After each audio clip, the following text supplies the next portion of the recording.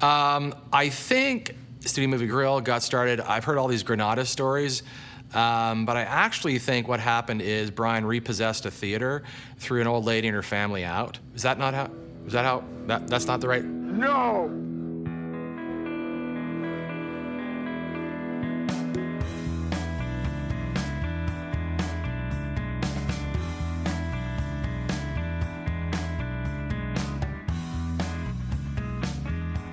So Brian always wanted to change the world, and along the way he went to Dallas and realized this would be a great place to open his first Studio Movie Grill. Well, Studio Movie Grill actually got its start at the Granada, when it was the Granada Movie Grill back in 1999, I believe. Used to serve really greasy food, so you used to have to wear an extra t-shirt, but it had cheap, flat, warm beer. But it wasn't this overnight success. The theater was only able to run sort of second-run films that might be at the drive-in theater or at the sort of dollar theater. The ultimate dream, not to play second-run films, but to play first-run content.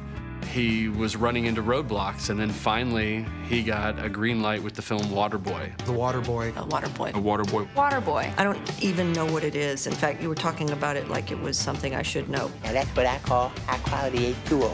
Oh! This whole thing about, like, the Waterboy, like, really, I think they've completely made this story up. Oh, nobody wanted to give him films, so he, like, knocked on doors and see, I'm great, and I got the Waterboy.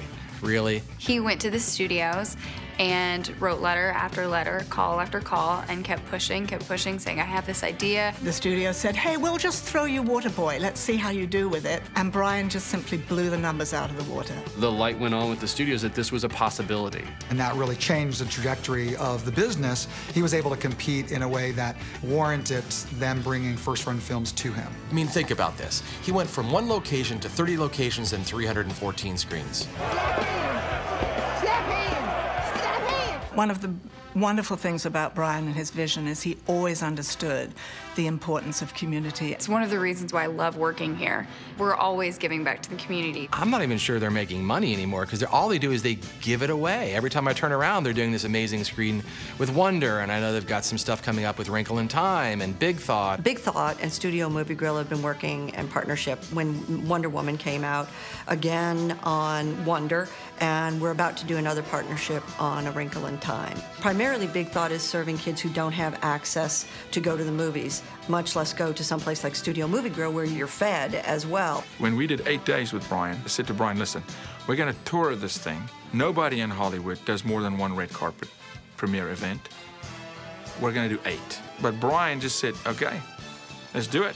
He uses the brand I believe God blessed him with, SMG, as a tool to impact culture, society. My relationship with Studio Movie Grill began when my director, Jonathan Brownlee, approached Brian and asked if they would be willing to be partners. All he had was a concept, an idea for this film, 3 Days in August, and based on that, Studio Movie Grill said yes.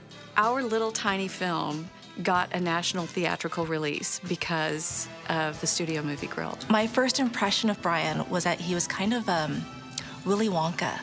Little surprises around every corner, but nothing dangerous. Don't be alarmed.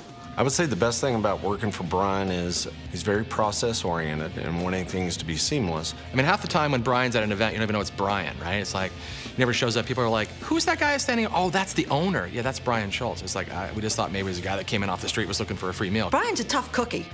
I'll say that. Brian and I are the same age, and as Brian gets older, he starts to trend more towards that fancy art house type of movie. Brian always wants to be in the game and is always asking the coach, how do I get in the game? In a lot of ways, Brian is the water boy. But he's just this, he seems like this underdog that comes in and he's like, yeah, I'm here, I'm ready to fight, I'm ready to be a superhero, I'm ready to be an Avenger. But he also thinks probably like 10 levels above most of us. So there's times where he'll talk to me and I'll just be like, I don't know what this is about. Oh, he's a f***ing wanker.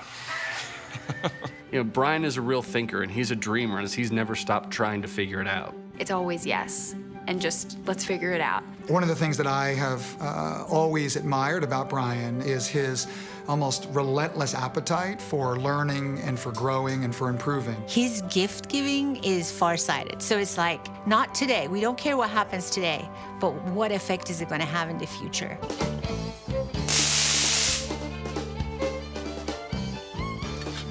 That snake looks delicious.